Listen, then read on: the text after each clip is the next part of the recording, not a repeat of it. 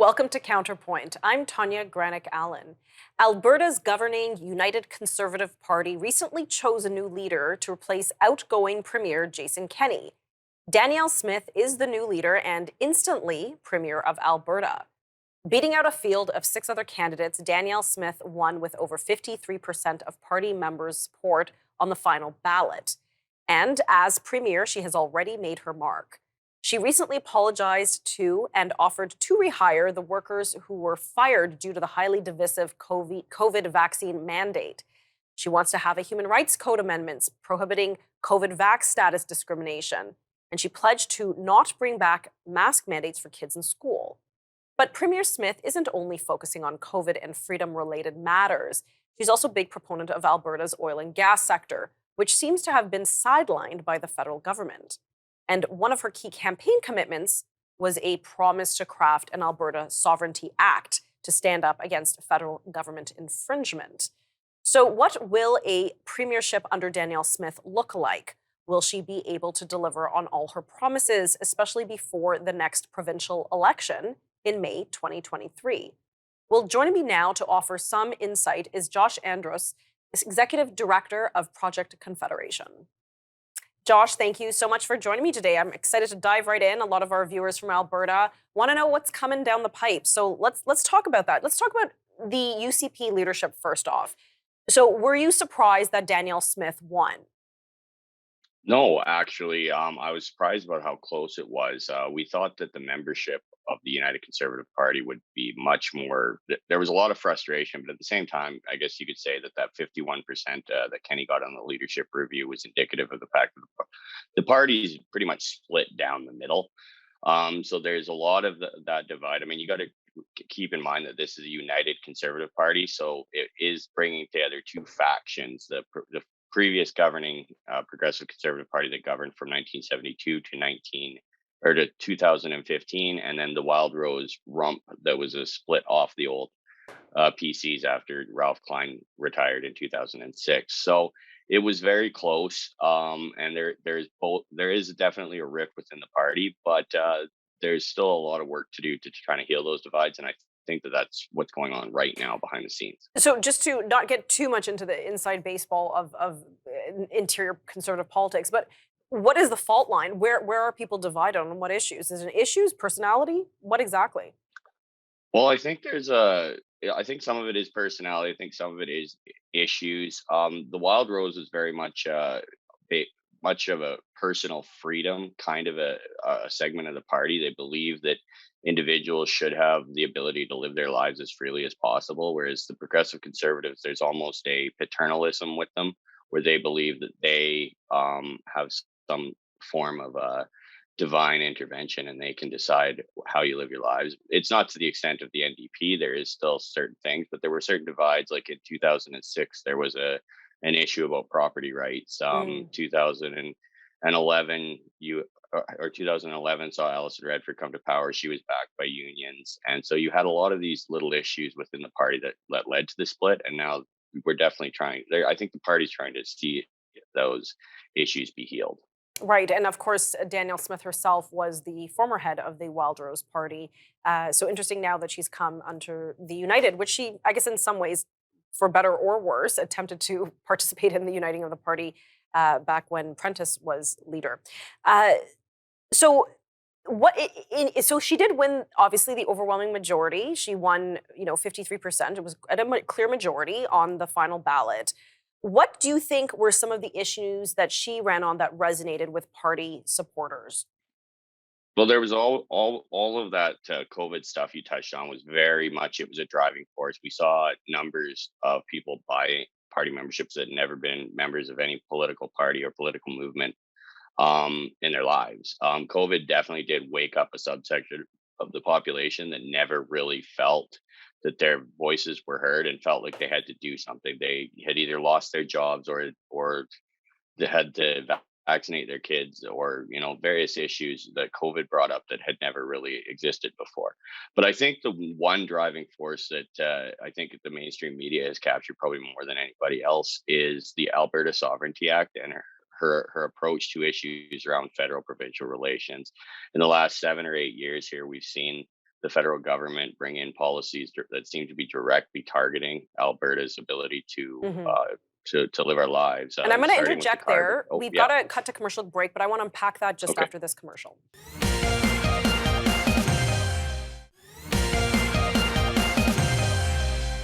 Welcome back. We're joined by Josh Andrus, Executive Director of Project Confederation, and we're unpacking the recent Alberta leadership election, which saw the instant premiership of Danielle Smith, because obviously Premier Jason Kenney stepped down. There was leadership, and now Danielle Smith is the Premier of Alberta. One of her main planks of her campaign, and perhaps one of the more attractive ones, was the Alberta Sovereignty Act. This is what she said she would bring in. Could you please, Josh, explain what exactly that is and what kind of practical impact that could have for Albertans? Is this just some wishful thinking? Could this actually have teeth? Well, I think that's what we're about to find out. I think the impetus for this is let's take Bill C-69 for example. That's the Impact Assessment Act that was brought in by the Trudeau government, and I think it was 2018. Um, what has happened in the meantime? So the Impact Assessment Act effectively means that the government's environmental department can oversee pretty much any project development, whether it's a highway over 75 kilometers in rural Alberta, or a gravel pit, or even a major energy project. What we've seen is the federal government using environmental regulations to essentially dictate to everywhere in the country, whatever you can do, you has to be approved by Ottawa. And I think that's created the impetus for the Sovereignty Act. I mean, if you look at the Alberta Court of Appeals, we had a court case earlier this year that saw the Alberta Court of Appeals rule in favor of the Alberta government, as well as 8 other provinces intervened on Alberta's behalf in that case, ruling that the Impact Assessment Act is unconstitutional.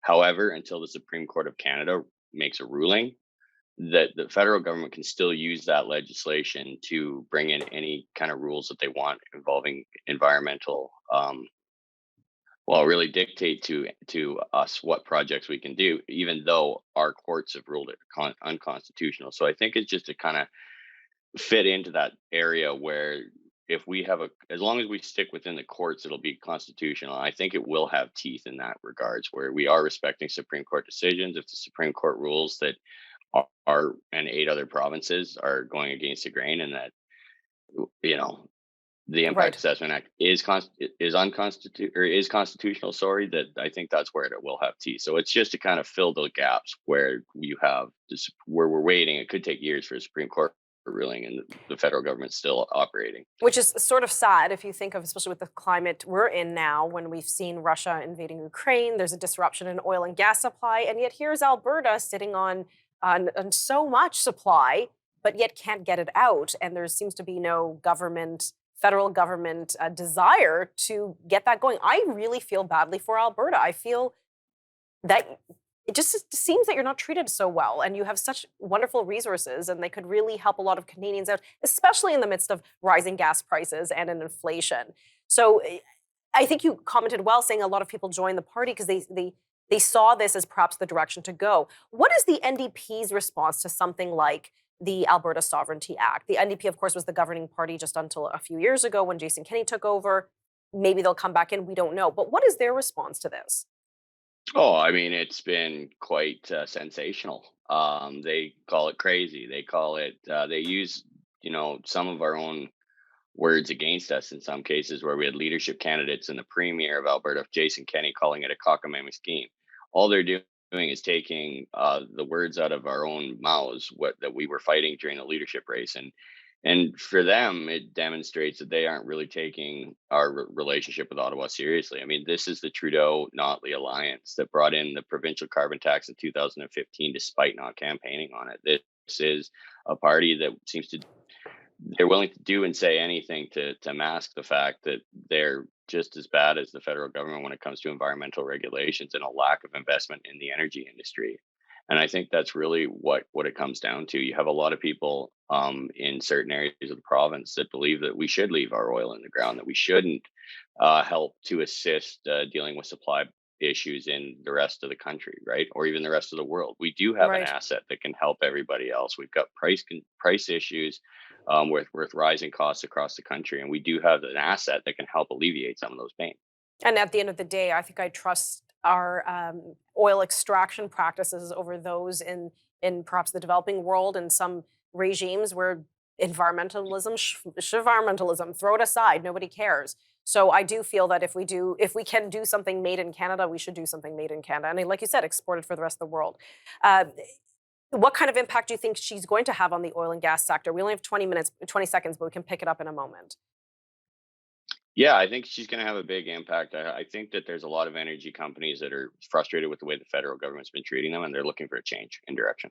Yes. Okay, wonderful. Well, we're going to continue this discussion in just a few moments. Thank you.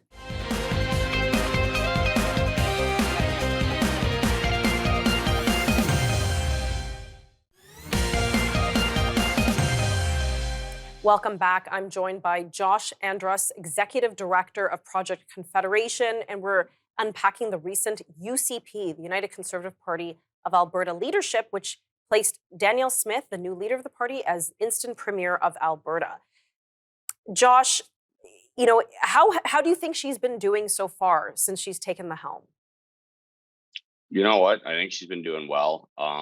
There have been a couple of, I think, minor slip ups on her part. She definitely has been thinking out loud more than she probably should as premier. But other than that, I think she's been on message. I think she recognizes that the mainstream media is really not her friend, and it's going to be an issue for her as we head into May, as we head through these next 6 months here.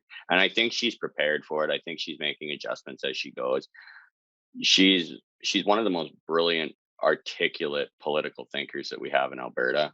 She can read and understand a concept, and speak about it in a relatively short turnaround time compared to other people. And I think she's philosophically on brand. I don't think she's pretending to be anything that she's not. And I think that was a problem with Kenny, where he came in and we thought we were going to get this firebrand from Calgary, and on his way out, he's telling everybody that he's actually not a firebrand from Calgary, and ideologically, maybe he wasn't as strong as we thought he was going to be. And I think with Danielle, I think it's important for her to stay on brand, to stay on message, to not be distracted by what the mainstream media says, because this province is a prairie fire right now. There's a lot of people who are upset about COVID. There's a lot of Mhm. people who are upset about um, a lot of these other things that are going on, and it's something that she needs to be aware of. So, I've had the opportunity to interview Danielle, I think, a couple of times on my show. She was a co-host of another show here on our network before she took leave to run for leader, and then, of course, she's not coming back now.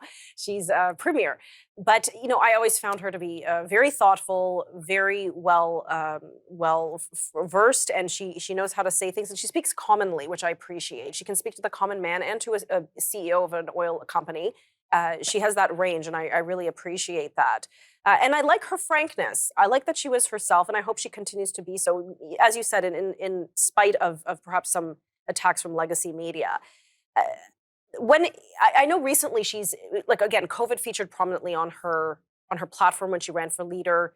Perhaps that's part of the reason she won. As you alluded to, a lot of folks joined and took party memberships because they wanted that kind of voice at the helm in Alberta. One of the things she did is she apologized, something that I don't think anybody thought would happen. She apologized to those workers, especially the healthcare workers, who were vax mandated out of a job. And how do you think that was received on the ground in Alberta? I think it was received. Sorry, I think it was received very well. I think that there's a lot of people like Alberta. Our culture is unique in a sense. We're very individualistic. We believe that people should have the ability to live their lives as they see fit. As long as you're not hurting other people, you should be able to kind of do what you want, right? And so I think that in Alberta, and that's something that I think that Eastern media and even Eastern politicians don't really understand, is that we do have that culture here. We do, and to have the premier of Alberta apologize to something that her government, even though she wasn't a part of it at the time, I think did go a long way. She probably took her comments a little bit too far, but once she clarified them, I don't think it was as bad as people thought it was, and I think a lot of people were quite happy that she did apologize. And there was, because this was really the hotbed during COVID, where Right. people were genuinely upset. I've never seen anything like it here. Yeah, it was very divisive. People were upset. I mean, we all saw the video footage. Pastors were jailed. It seemed Alberta was I don't know, the almost I don't think it was per se, but it seemed to be the lead persecutor of pastors who were breaking the Quarantine Act and the lockdown measures. And it just seemed like, how does this jive in Alberta? That should be more of an Ontario problem or a BC problem, but not surely not Alberta. Is this a signal that there's a sea change now, that that Alberta's not going back to those dark days, perhaps, of COVID? I think so, and I sincerely I do believe that. Yes, I haven't seen the COVID numbers coming up or anything like that, but I haven't heard anything, and I haven't even heard any rumblings through my connections within the government and otherwise that would be happening. I think we've kind of turned the page on COVID. I think that Danielle is a very big fan of Kristi Noem and Ron DeSantis in the United States there, and I think she wants to pattern herself but based on what they've done, and they definitely they stuck to principle even in periods where they other nobody else was. Everybody else was, locking people down, and I think that's what she's trying to pattern herself after. And I so far I think she's doing well at that. Okay, when we come back, we're going to discuss what the Alberta election will look like. It's coming up May 2023, so stick around.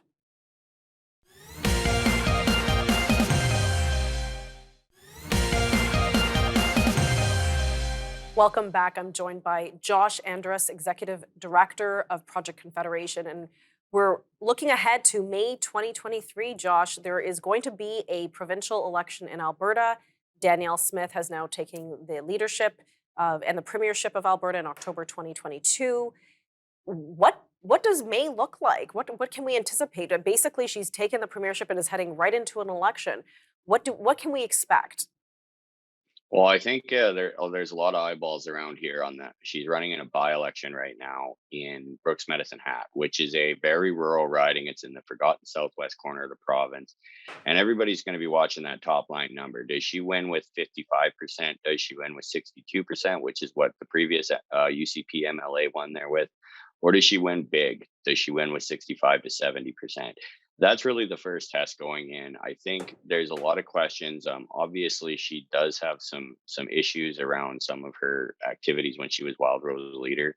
The big one being the floor crossing. I think a lot of people have forgiven her for that. I think she did a really good job on the radio of reconnecting with the public about who she really is, and it's going to be really interesting to see. There's obviously the NDP is the big threat in Alberta. The Liberal brand is so tarnished here that they won't win any seats in May. There's talk about merging some of the centrist parties, is what they like to call themselves. But even the NDP in Alberta, they're going to have some problems dealing with their federal counterparts, the Jagmeet Singh, and some of the remarks that his party makes on a regular basis. So there's going to be a lot of noise in the air, I think, is what we're going to see. But the NDP does have a path to victory, but it's going to be a much more challenging one than Danielle has. Danielle should be able to hold a strong majority, if not all the seats outside of the major urban centers in Calgary and Edmonton.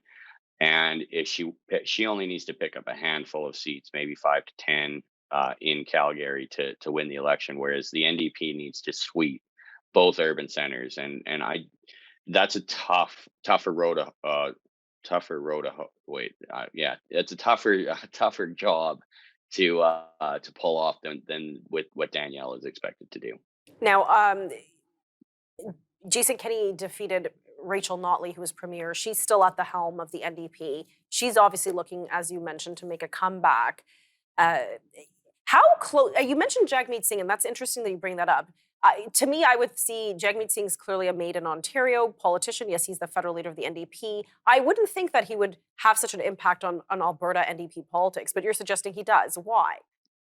Well, it just so happens that I believe it is in the provincial NDP constitution that you also need to have a membership in the federal NDP party. So those links are going to be there no matter what. I mean, the color it's the same thing. It's the same burnt orange on the sign. Going to be a lot of issues, and you do see Notley trying to distance herself from Singh, but it's a difficult sell because she has a lot of MLAs and a lot of candidates on her team that have espoused some of the same things that Jagmeet is saying that really doesn't sit well with Albertans. Well, and They've aligned, especially yeah. if when Jagmeet Singh made that agreement, I suppose you could say, or agreement in principle with Justin Trudeau, who I assume is not very popular in Alberta. Oh no, I mean, they get some ridings in like the more like there's a couple ridings in Edmonton and a couple in Calgary that are in play, but in federal politics, like this is blue all the way. Which frustrates people sometimes because the conservatives have a tendency to take us for granted.